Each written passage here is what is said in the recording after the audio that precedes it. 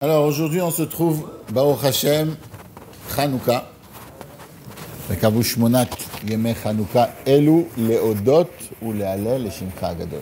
Chanukah c'est des jours où Akadosh Baruch Chachamim nous ont fixé où on va remercier Akadosh Baruch.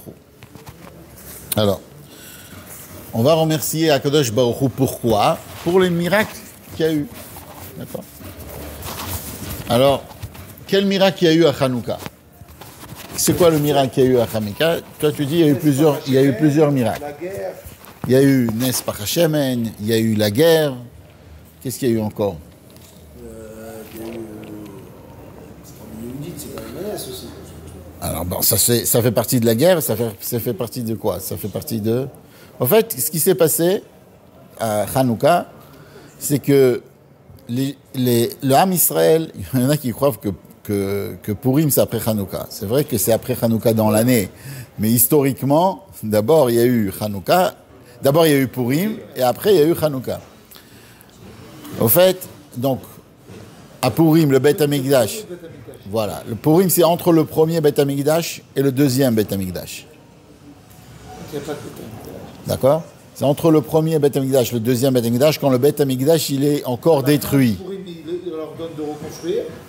Après Purim, il y a une permission de reconstruire le Beth Amikdash, malgré qu'il y avait eu une permission qui a été annulée, etc. Mais en tout cas, après Purim, il y a une permission de construire le Beth Amikdash. Il monte en Eretz Israël avec Ezra, Nehemia, il monte en Eretz Israël. Il laisse donc tomber les mauvais minagim qu'ils avaient pris en Bavel. Il n'y a pas énormément de personnes qui montent en Eretz Israël au début. Ils construisent parce que c'était très très dur pour les gens de quitter tout ce qu'ils avaient en Bavel. C'est là qu'il y a eu la takana de Ezra Sofer, comme tu dis. Et il y a des Lévi'im qui n'ont pas voulu monter Bichlal en Eretz Israël et qui ont été, si on veut dire, punis, si on peut parler comme ça, par une takana de Chachamim qui ne vont plus recevoir les Maasrot, le Maaser Rishon, le Maaser Rishon. Pourquoi ils n'ont pas voulu? Parce que quand ils ont vu le Beth Amikdash Hasheni qui n'était pas vraiment avec la même ampleur et la même beauté que le Beth Amikdash Rishon, ils se sont dit on ne peut pas voir ça, ça nous rend trop triste de voir les différences qu'il y a entre le Gilui Shrina, le dévoilement de la... Pourquoi il était moins beau le deuxième? Non. Je termine la phrase. Il y avait entre le Gilui Shrina, le dévoilement de la divinité qu'il y avait dans le premier Beth Amikdash et le deuxième Beth Amikdash. C'est pas que dans le deuxième, si on veut dire, il était plus grand dans les mesures. Il y avait des mesures qui étaient plus grandes. Il avait certaines choses où il était plus, oui. Mais c'est vrai qu'il était, mais d'un côté, il avait des choses qui étaient plus jolies, si on peut dire, mais tous les miracles qu'il y avait dans le premier Beth Amikdash, il y avait beaucoup de miracles qui n'existaient pas dans le deuxième Beth Amikdash. Disons, on va parler de la première chose, la plus importante, le Aaron à Kodesh ne se trouvait pas. Il n'y avait pas le Aaron à Kodesh dans le deuxième Beth Amikdash. Il y avait Even Ashtia, parce qu'Ishayahu, il a enfoui dans la terre. D'ailleurs, quand on va maintenant au Kotel, il faut savoir que quand on va au Kotel, le vrai Aaron à Kodesh, il est toujours enfoui dans la terre. Quand on va au Kotel, quand on se rapproche du Aaron à Kodesh, quand on se rapproche du Kodesh et Kodeshim, on se rapproche parce que Yishayahu, il a enfoui dans la terre exprès pour que les ennemis ne trouvent pas le Aaron à Kodesh. Justement. Ils ne voulaient pas, parce qu'ils se sont dit, comme il y a eu le premier Beth Amikdash, tu sais comment on dit, après Shabbat, des fois il y a Motzei Shabbat. Alors eux, ils se sont dit, dans le deuxième Beth Amikdash, ils savaient que le deuxième Beth Amikdash, après ça, il allait avoir un troisième Beth Amikdash de Yechezkel. Donc ils n'ont pas voulu le sortir. Derrière, on a raconté une fois ça dans le Shiur, qu'il y a une histoire où, quand dans la guerre des 6 jours, ils ont conquis le Kotel. Il y avait là-bas le Rav Getz, et ils ont demandé au Rav, qui était le Rav du Kotel de l'époque, ils ont demandé 2 questions. Est-ce qu'on a le droit de faire un polish sur le Kotel? Ça veut dire rendre le kotel brillant, comme ça, beau, enlever toutes les herbes et le rendre très très joli, comme ça.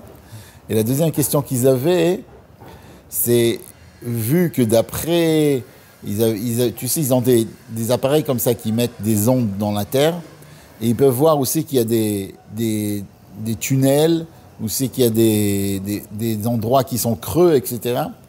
Et ils avaient dévoilé, d'après les scientifiques de l'époque, en 67, ils avaient dévoilé donc justement un tunnel qui allait exactement, d'après eux, c'était là où Ishaïa, où il avait enfoui le Aaron HaKodesh. Et ils voulaient savoir est-ce qu'ils pouvaient rentrer dedans, déjà que tout le monde était vraiment, avait une très, très grande simcha de l'époque de la guerre de 6 jours, tout le monde était vraiment se rapprocher d'Akadosh Baruch Hu. Il y a eu énormément de... Les gens, ils ont vu les miracles. On avait le Beth Amikdash complètement, on avait même le Moshe. Ils voyaient vraiment le miracle, etc. D'un coup, ils ont eu le kotel. Ils se sont dit, peut-être on va pouvoir sortir, si on sort maintenant le Aaron HaKodesh et on arrive à trouver la Tzintzen et Aman, l'amphore de Aman, etc., ça va amener un dévoilement d'Akadosh Baruch Hu dans le monde extraordinaire. Et les gens, ils vont faire, tu vois, peut-être ça pourra amener le Mashiach. Mais d'un autre côté, ils se sont dit, qui c'est qui va s'occuper du Aaron HaKodesh?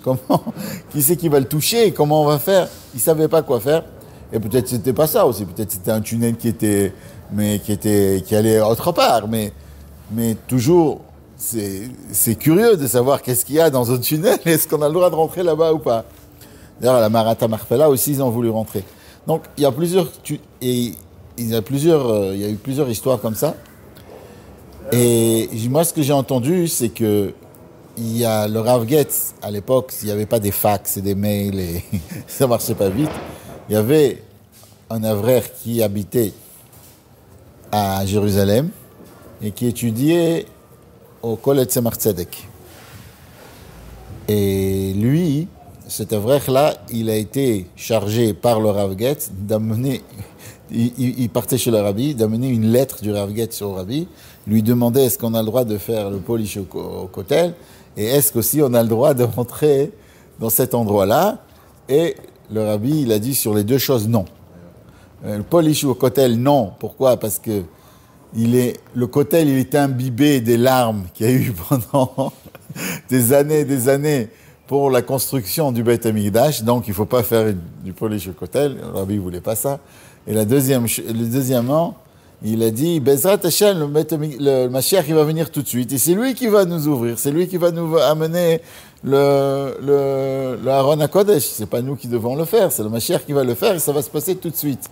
Comme ça, le Rabbi, il a répondu, et le Rav Getz, il a écouté. Et ce qui s'est passé, c'est quelques jours après cela, qu'ils ont reçu la lettre du Rabbi, le Waqf, il a décidé que le Har HaBayit, ça lui appartenait à lui, et ils ont bouché cet endroit-là avec du béton armé, et l'endroit où ils pouvaient encore à l'époque rentrer pour voir ce qui se passait, personne n'est rentré jusqu'à ce jour-là. Hein? Tu demandes peut-être que les Arabes y rentrent. Apparemment non, mais je sais qu'il y a un rite de base qui raconte une histoire terrible. Il dit, donc, le Rav de Jérusalem, il y a 300 ans, 350 ans à peu près, lui, il raconte comme quoi, tous les jours, à l'époque, il y avait des méchants, si on peut dire comme ça, vraiment des Réchaïm, qui rentraient à côté de l'endroit qui est le plus proche du Beit HaMikdash, du Kodesh HaKodeshim, donc il se trouve là-bas. Et qu'est-ce qu'il faisait là-bas? Il lisait en hébreu dans la Torah le Chet HaEgel, pour appeler à Kadosh Baruch Hu le Chet HaEgel. Pour ça, il détestait le peuple juif. C'est qui faisait ça? Je ne sentais pas des juifs. Non, bien sûr. Qui faisait ça? Ouais, apparemment. Apparemment, c'est le Rizbaz, il dit que c'est le Moufti. Il écrit comme ça, que c'est le Moufti qui lui a raconté cette histoire, comme quoi ils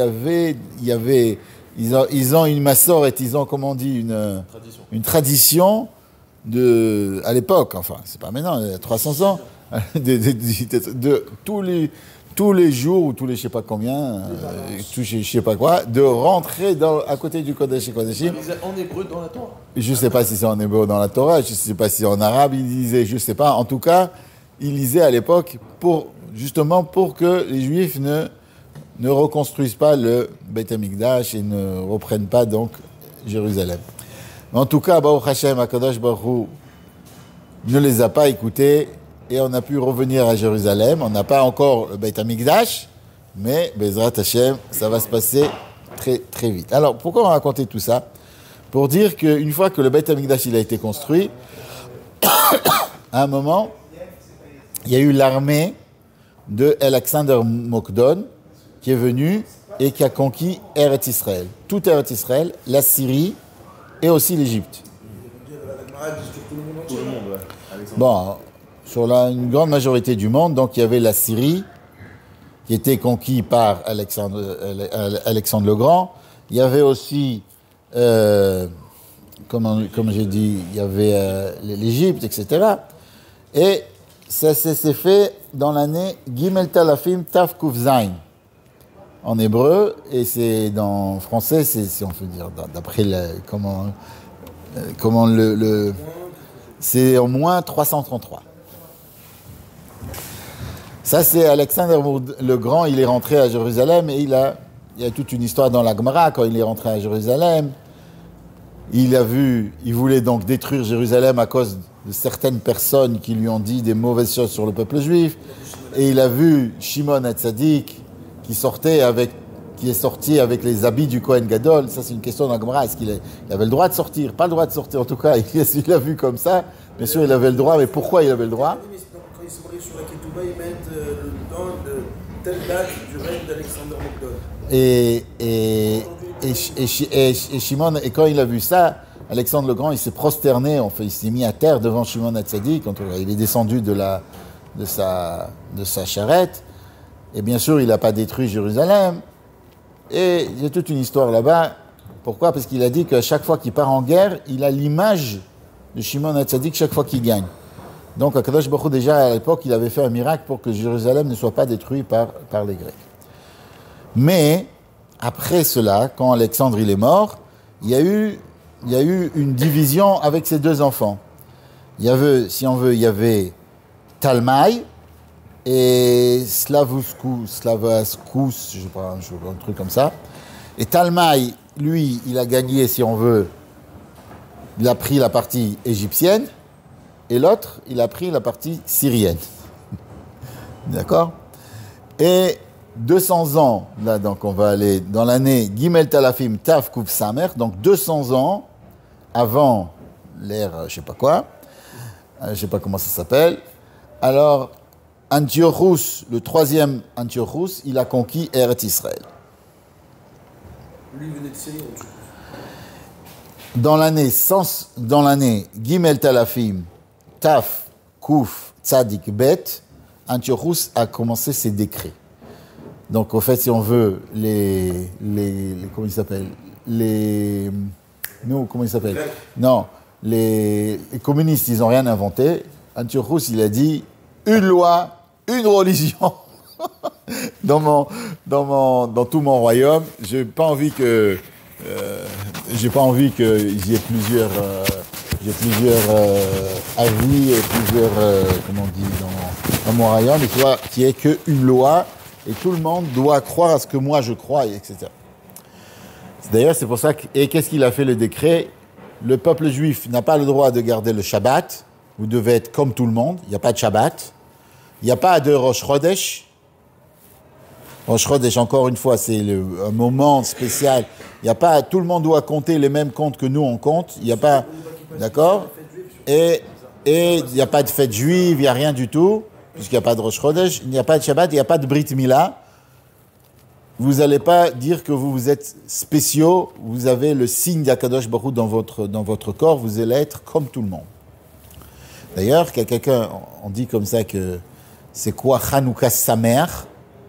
Pourquoi Samer? Samer, c'est Shabbat, Mem, c'est Mila, et Chet, c'est Chodesh. C'est pour ça qu'on dit Samer contre les trois choses qu'Antiochus il avait décrétées.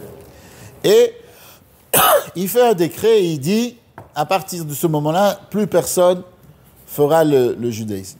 Et il faut comprendre que, qu'est-ce qu'il voulait exactement? Il y a un de mes élèves qui m'a demandé, qu'est-ce qu'il voulait Antiochus du peuple juif? Laisse-le vivre. Alors, justement, Les assimiler. pourquoi? Au contraire, c'est le meilleur moyen de les tuer. Alors, toi tu dis que c'était un moyen de les faire disparaître. Mais, il faut savoir que le but d'Antiochus, c'était, si on veut, de les faire disparaître par le biais de la religion, mais tous les chefs de la civilisation, mais l'époque, les Grecs, ils voulaient quand même, pas comme les gens y pensent, ils étaient tout à fait d'accord que les Juifs étudient la Torah. Ils étaient tout à fait d'accord qu'ils gardent même le folklore du Shabbat. Ce qu'ils ne voulaient pas, c'est l'étincelle divine qui se trouve dans la Torah. Ils ne voulaient pas que les Juifs se disent, parce qu'en fait, les Grecs, c'était des gens très savants, ils avaient des pensées, c'était des penseurs. Mais à chaque fois, ça s'arrêtait jusqu'à un certain niveau. Ça s'arrêtait quand il y avait trop de discussions, le peuple juif disait, c'est comme ça qu'on a reçu du Créateur du monde. Le Créateur du monde dit c'est. Donc, eux, ils pensaient que tout ce qu'on peut concevoir avec l'intellect, ça va, ça marche, tout est bien. Mais dès que j'ai quelque chose qui est pas, tout ce qui est pas rationnel, tout ce qui est marqué dans la Torah, qu'on fait pas parce qu'on comprend, mais tout simplement parce qu'Akadosh Baruch Hu nous a obligés, cette chose-là, nous a dit, et c'est le créateur du monde, c'est celui qui a tout créé, donc c'est celui qui a tout créé, il sait exactement comment on marche, il sait exactement ce qu'on a besoin, ça, ils n'étaient pas d'accord. C'est pour ça qu'il y a marqué l'ashkicham, il n'y a pas marqué l'ashkicham mi à Torah, il n'y a pas marqué, il y a marqué l'ashkicham mi toratecha. Ta Torah, il ne voulait pas qu'on fasse. Il ne voulait pas qu'on fasse la Torah en telle que Torah d'Akadosh Baruch Hu, le folklore, les coutumes. La daf, le Shabbat, voilà, il n'y avait pas de problème. Mais si tu mangeais la daf parce que Akadosh Baruch Hu t'a dit qu'il faut manger la daf, etc., alors ça, ils n'étaient pas d'accord. Parce qu'ils voulaient uniquement que ça soit des choses qui sont logiques. Donc bien sûr, le Brit Mila, d'après eux, ils ne voyaient aucune logique. De dire qu'on a un signe entre nous et Akadosh Baruch Hu, il n'y a pas, pour eux, ce qu'on voit, ça existe, ce qu'on ne voit pas, n'existe pas. Et donc, ils ont utilisé une force extraordinaire. Et à un certain moment, la majorité du peuple, enfin une très grande majorité du peuple, allait avec les Grecs. Mithyavnim. Pourquoi? Parce qu'ils pensaient, parce que les Grecs, ils étaient avec l'intellect, et ils convainquaient, ils arrivaient à convaincre les gens de leur chemin, qu'ils ont raison. Et il y avait énormément de gens qui partaient avec les Grecs. Jusqu'à ce qu'à un certain moment, Matityahu et ses enfants, ils ont fait stop. Ils se sont battus contre les Grecs, alors que c'était... C'est plein de trucs chelous où ils prenaient les femmes avant qu'elles se marient. Oui, mais cela, si tu veux, tous ces xérotes-là que tu parles, ça c'était des xérotes qui sont venus. Là, c'est pas évident chez moi que c'était des xérotes sur les gens qui devenaient grecs. Non, ça veut dire que si les Juifs, par exemple, ils devenaient grecs à un certain moment, un Juif qui devenait grec, c'est pas évident chez moi qu'ils allaient lui faire des problèmes. En tout cas, sûrement pas le tuer. Non, c'est sûr. Sûrement pas le tuer. Ça veut dire tous ceux qui devenaient grecs, pour eux, ils étaient tout à fait d'accord de concevoir qu'il y avait un autre pays, qu'il y avait une autre culture. Mais si tu devenais grec, tu étais dedans. C'est exactement l'inverse de toutes les autres guerres que le peuple juif a eues jusqu'à présent. Jusqu'à présent, il y avait les Égyptiens, qu'est-ce qu'ils voulaient? Exterminer le corps du peuple juif. Aman, qu'est-ce qu'il voulait? Qui était donc avant, il voulait tuer le peuple juif. Ah, c'est vrai, peut-être que si quelqu'un il s'assimilait, etc., peut-être qu'il le recevait, ça je ne sais pas. Mais en tout cas, le but était de tuer tous les corps. Ça veut dire, comme les nazis, comme Hitler. Ils voulaient... Ce n'était pas l'intégration qu'ils voulaient, mais c'est de... L'éradication. Voilà. C'était le but, comme tu as dit, éradication.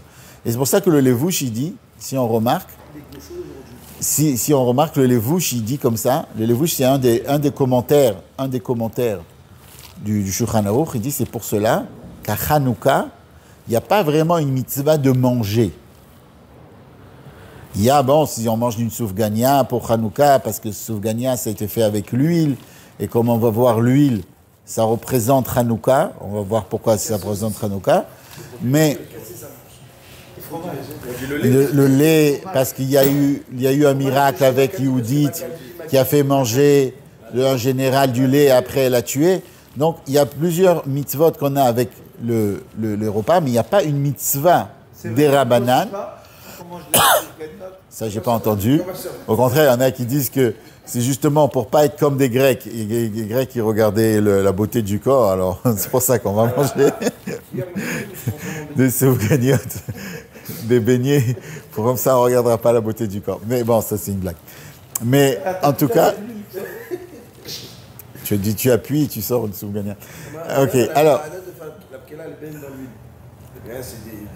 Alors, on a. Alors, chacun a son minag qui a rapport avec du manger qui a rapport avec de l'huile, mais c'est des minagim, ça veut dire c'est des coutumes. Mais il n'y a pas une halakha,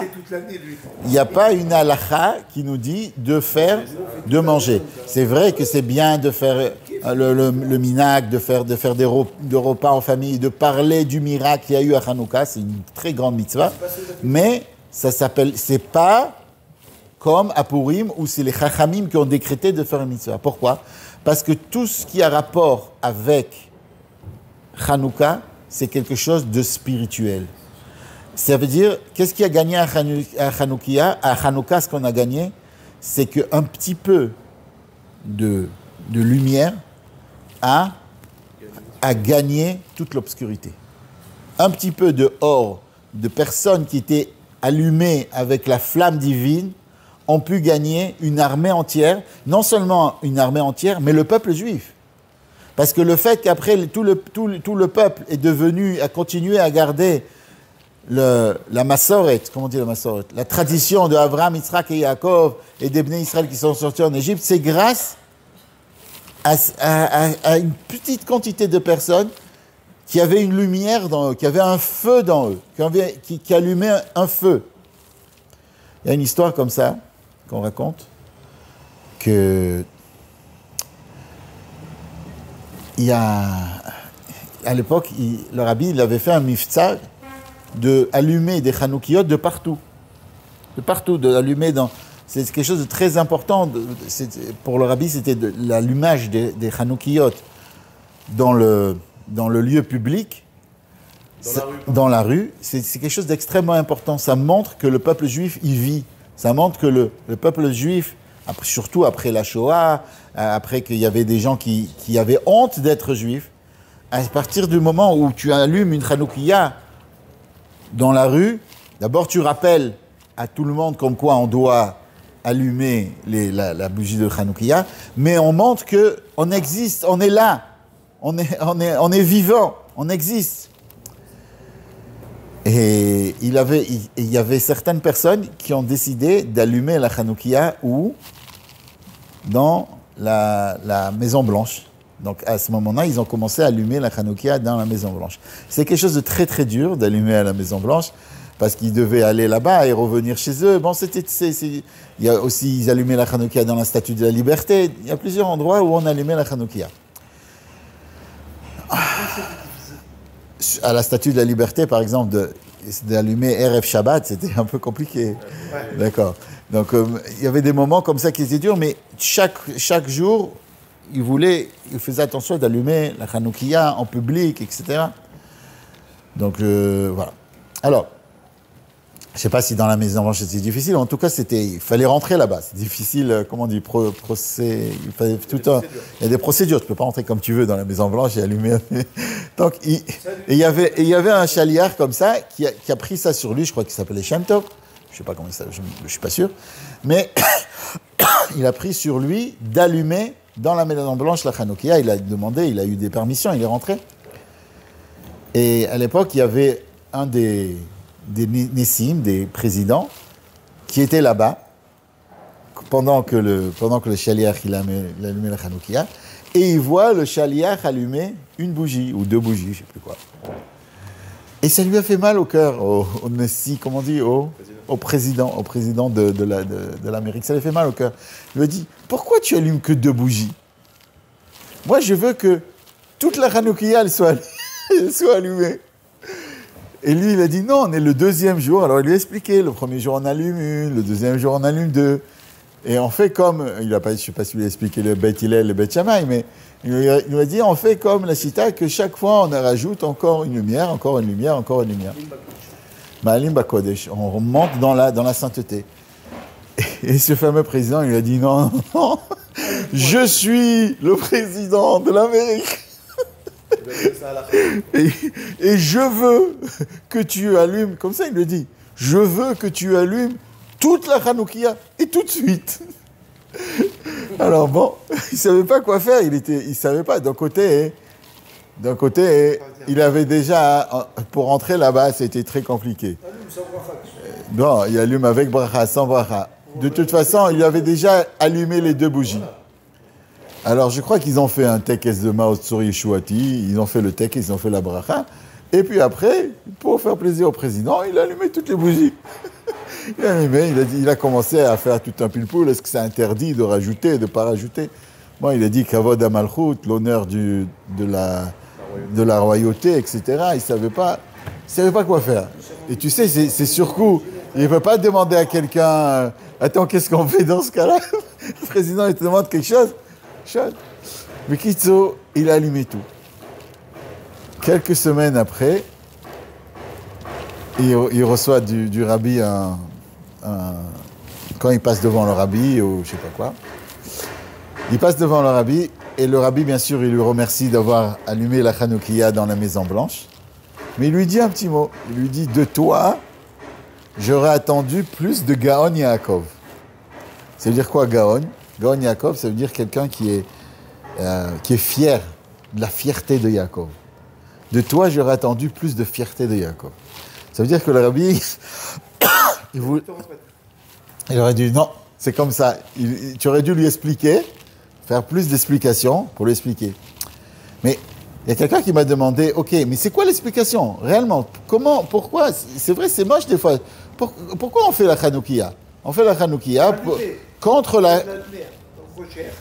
Quand ils ont allumé la première fois, au Beit Hamikdash, combien de bougies ils ont allumé? Ils ont allumé 7, à l'époque c'était 7. Ils ont allumé 7. Alors pourquoi nous on n'allume pas le 7? Pourquoi on ne fait pas comme Beit Hillel? Il y a quelqu'un qui m'a dit, où c'est qu'on a, comme Beit Shammai? Où c'est qu'on a vu qu'on met d'abord le tefillin du Yad, après une semaine après le tefillin du Rosh? Toutes les mitzvot, on les fait comme il faut, et c'est tout. Pourquoi? Alors, au fait, ça marche comme ça. La machlok est entre Beit Shammai et Beit Hillel, c'est comment il faut, c'était quoi le tafkid, c'était quoi le rôle des Hashmonaïm. Beit Hillel, il voit comme ça, le rôle des Hashmonaïm, c'est pas de se battre contre l'obscurité. Si c'était de se battre contre l'obscurité, alors réellement, il faut tout de suite allumer toutes les nérodes. Pourquoi? Oui, pourquoi? Non, je ne sais pas tout le temps. En tout cas, au début, non, là, tout le temps, je vais t'expliquer pourquoi. Au début, quand tu veux te battre contre l'obscurité, il faut mettre toute la force. Après, quand l'obscurité, elle s'éloigne, tu peux aller mettre un petit peu moins de force, un petit peu moins de force, un petit peu moins de force. Parce que Beit Shammai, qu'est-ce qu'il voit? Lui, il dit, il y a de l'obscurité maintenant. Il y a du Rocher dans le monde. Le Rocher, il ne doit pas exister. Allez, il faut se battre contre ça. Comment on se bat? On met toutes nos forces. Et après, on va plus doucement. Mais non, parce que quand tu te bats, par exemple, s'il y a 2 armées qui se battent, au début, la première année, l'armée, elle a 10 soldats, l'autre, elle a 10 soldats, d'accord? Tu commences à te battre. À l'après, ils ont 9 soldats, toi, tu as 10. Donc, tu diminues la force. Non, on ne diminue pas, non, on ne perd pas. Ok, tu perds pas, mais ce que je veux dire, tu n'es pas obligé de mettre autant de force. C'est un semel, comment on dit, c'est un symbole. Donc, si tu veux, plus tu vas, bon, après, tu peux relâcher. Jusqu'à ce que tu laisses qu'une petite flamme, tu tiens, et puis c'est tout. Dans les armées, c'est comme ça. Quand ils se battent, ils mettent toute leur force au début, et puis après, ils mettent comment tu dis, une petite patrouille qui va garder. Ils ne mettent pas toute l'armée à chaque fois. Alors, ça, c'est comme ça que Beth Shammai voit la chose. Alors que Beth Hillel, eux, ils voient la chose d'une autre manière. Eux, ils voient la chose Mosif Veoler. Pourquoi? C'est pas la peine de se battre avec l'obscurité. Si on va aller voir les Mithyavnim, on va se battre avec eux, on va leur dire vous n'êtes pas comme il faut, etc., ça ne va pas vraiment les amener très très loin. Eux, Beit Hillel, comment ils voient la chose? Allume. Il y a quelqu'un qui est à côté de toi, qui est pas bien, il y a du mal dans le monde, allume. Allume la flamme. D'accord? Et si tu allumes une petite flamme, automatiquement, le mal, il va sortir. C'est pour ça que Beit Hillel, eux, ils te disent, allume une petite flamme. Et la petite flamme, justement, ça, si tu veux, c'est le symbole de comment on peut gagner l'obscurité. Alors, comme on a dit, la petite flamme avec un petit peu de croyance, un petit peu d'allumer, si tu veux, la flamme chez quelqu'un, la petite flamme qui va s'allumer au début, c'est d'allumer la croyance chez quelqu'un. L'allumer, tu sais, toi, tu as un rapport avec la mitzvot. Toi, tu es quelqu'un de bien. Toi, tu es quelqu'un de gentil. Tu es quelqu'un de bon. Et quand tu l'allumes, après, tu peux la rallumer encore. Tu peux lui mettre encore de la lumière, encore de la lumière, encore de la lumière. Au contraire, si tu vas venir vers quelqu'un et tu lui donnes trop de lumière au début, il ne va pas capter ta lumière. Il est trop dur. Il va te dire non, c'est faux. Mais tu mets un petit peu de lumière, il va s'allumer. Il y a quelqu'un, une fois, j'ai entendu une histoire extraordinaire. C'est même tellement extraordinaire que c'est difficile d'y croire. Mais il y a quelqu'un qui m'a raconté il y a un monsieur en Angleterre. J'ai entendu cette histoire-là d'un conférencier connu.